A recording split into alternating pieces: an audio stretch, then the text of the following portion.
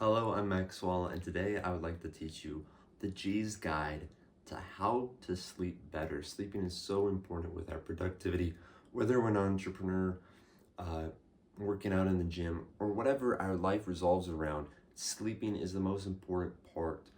Of course, with productivity, are you trying to get something done while you're sleep deprived or not having a proper structure for one thing that is literally half of your day, or I guess night?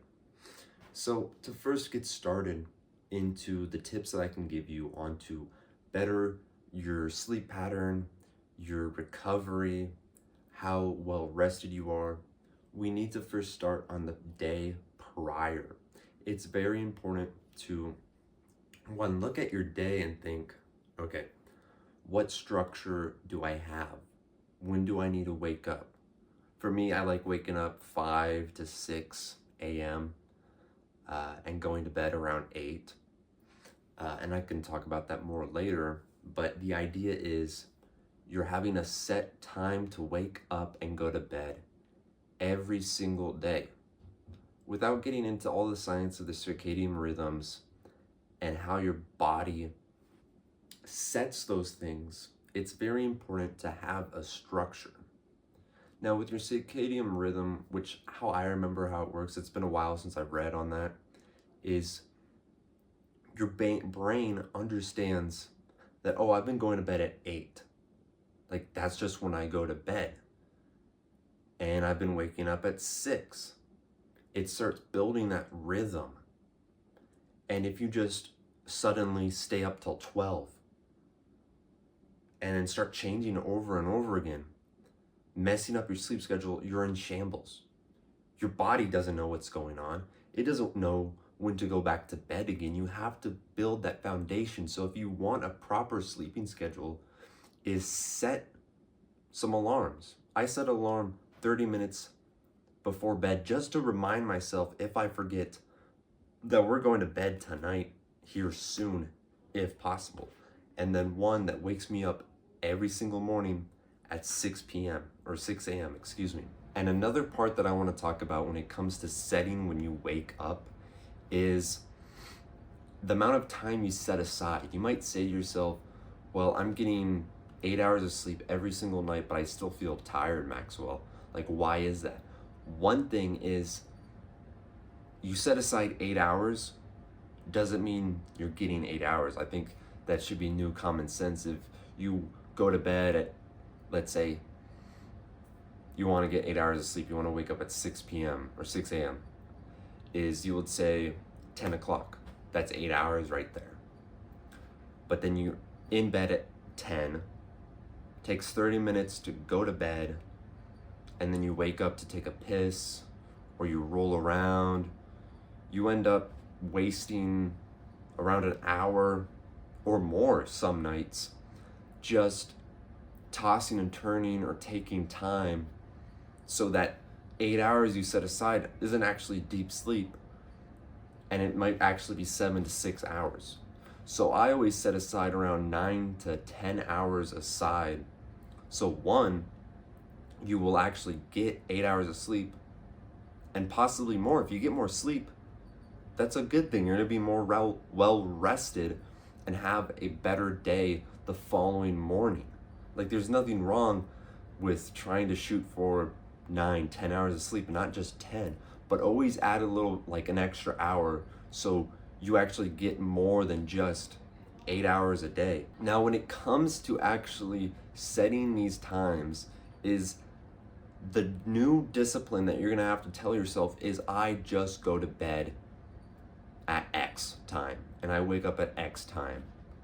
Because there's gonna be those days that you stay up late. Maybe you're out with a girl, or you hit a late night workout, or whatever the occasion is, and you know, I've been waking up 6 a.m. every single day for a month now. Do you let yourself relax and sleep in? Maybe. But that could roll into losing all those gains, if that makes sense. You slack at one moment, you might be sleeping in for a week or two before you catch yourself. So a sacrifice and a discipline you are going to have to make is you're setting that alarm no matter how sleep deprived you are for the sacrifice of our future selves. That is this self-improvement of putting ourselves, our future selves first so they can reap the rewards of our sacrifices.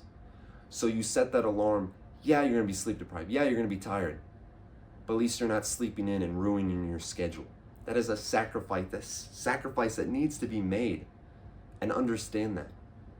Now, I'm not saying sleeping in isn't bad, but if you say you're gonna do something, you better fucking do it. Now to the actual points and tips that I have to improve your sleep. And just to get started, what can you do throughout your day to improve your sleep? The first thing I have, and I think is the most important, is physical exhaustion. Are you working out? Are you walking? Are you getting your 10,000 steps in? Are you maybe even using your brain so you get physically, or I guess mentally, tired throughout the day? You know, I have some people tell me is like, I can't sleep. And I ask, what have you done all day? They've laid around, played video games, watched movies, they ate food. An absolute bum. Why would they be tired? They haven't done anything. So whether you're actually into the gym or not, I think getting physically tired from an activity is super important for our health and for our sleep. I get a good workout in and I'm excited to fucking like, oh my God, I can rest now. That should be your mentality, is getting some type of physical exhaustion, running, sprints. I don't need to tell you this. This is something you can figure out and whatever activity you want to fill in for this. But it's very important. If you actually want to go to bed, you need to be sleepy. And it helps when you physically exerted yourself throughout the day. Now, the second part I have for you is, as we get closer to our set bedtime, is things we have to stop doing. We have to make sure, one, this is something I didn't write down, but it's very important, is our caffeine. Caffeine, it stays in the body up to 12 hours. So if you're having your caffeine, let's say 1 hour or 90 minutes after you wake up so you don't get that initial crash, you have to do the math of 12 hours from now, is this still 12 to 10 hours, is this still gonna be in my body affecting who I am? So maybe don't have that caffeine at 1 p.m. when you're at the gym with your buddies, just to let you know. So cutting out certain things like that, but also no excessive drinking, like water before bed. It's very important to get our 4 liters throughout the day, but if it's an hour before bed and we feel dehydrated and we're drinking a lot, guess what? You're gonna be waking up, interrupting your sleep, and going to go take a piss. And then also eating. It's not that best feeling going to bed while your body's digesting. Maybe you have to wake up and take a dump.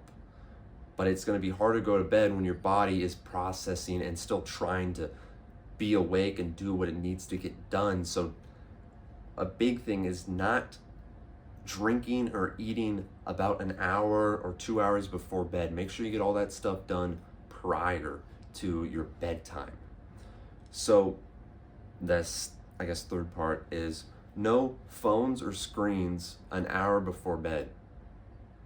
It's very important to understand the effects that lights have on our eyes. There's studies that show with their circadian rhythm that it helps to go out, wake up, and get sunlight into our eyes so our mind knows that we are awake and it is morning and it is time to get the stuff done. So if you are trying to go to bed, you have an hour left and you still have an overhead light on, you're still on your phone with the blue light that damages your eyes, and then it's time to go to bed, you turn off everything and you still feel disoriented because your body thinks it's daytime when it's dark out because you have all your lights on. So it's very important to turn those things off. Start with the phone. An hour before bed, turn it off, get ready. By the time you do like brushing your teeth, shower, making your bed, whatever, it's already been an hour. You haven't been on your phone. You go to bed much easier. And as it gets closer into the evening, you can turn on your iPhone a orange like filter, so there's not that damaging blue light that's so rough on your eyes. So if you are on your phone, it'll be much more relaxed. Now, this kind of goes into the next point, is the lights. Maybe I'll show it on screen. Is in my room, I have like red RGB lights lining the bottom of my room. Is so when I'm going to bed, I can turn those on, and those are like the dimmest lights that I'll have. I believe red is one of the darkest colors on the light scale. Don't quote me. So when it's becoming bedtime, I'll dim my lights, probably turn off the overhead light, just because of this illusion of these lights coming downwards onto our eyes is telling us that it is daytime. So if we change the light from coming up here to down here with a dark, like red, orange color, like the color of a sunset, it's gonna start telling us, oh yeah, it's nighttime. You know, let's start getting ready for bed in our mind. So I turn a lot of lights off as I get closer to bed, just to ease into it so I can fall asleep better. Now, for this other part is temperature. Now, this is just something I'm going to touch about really quick, is the temperature. Is our body needs to cool down when we go to bed. I don't know the temperature, but we need to be at a certain level because we cool down when we sleep. I like a nice cold room when I sleep. Maybe that's why, is because the science backs it up. Now, you shouldn't go to bed too warm with too many blankets, because then you're going to wake up and rip those things off. That's all about preventing yourself from waking up.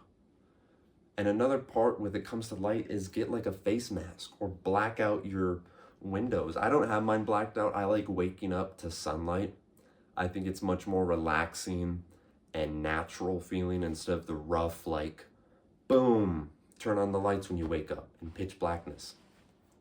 It's a side story, but I would black out windows. I would wear a face mask, something so you're not seeing light when you're sleeping.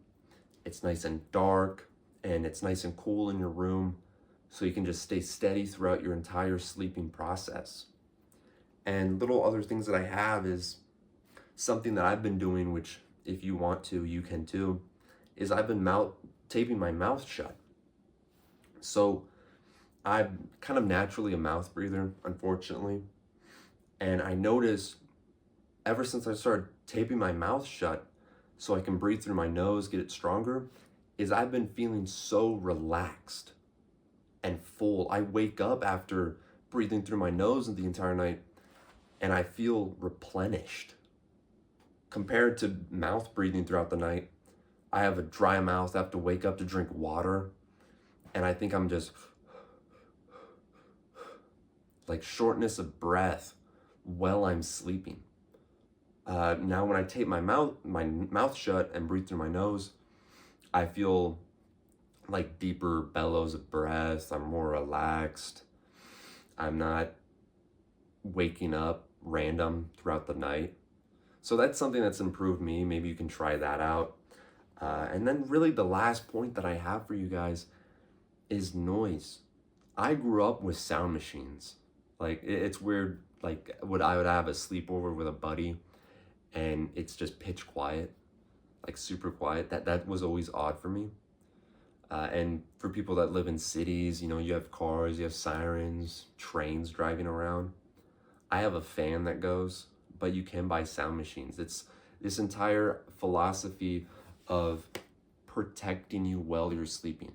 So just to go over what we learned was the things that we can stop doing throughout the day to prepare us for going to bed, and then the activities that we have to make the transitioning into sleeping smoother, and then things to protect us while we're sleeping. The noise, the lights, the temperature, and our circadian rhythm set in stone. Hopefully this has helped with you. This is just some tips that I wanted to give out. I felt like I had some pretty good knowledge on this subject. And really, once you get your sleep schedule done, you can conquer the world. Again, I'm Maxwell. I help teach young men find purpose in life. Today, I'd really appreciate if you could like and subscribe and comment down below. and I'll see you on the next one.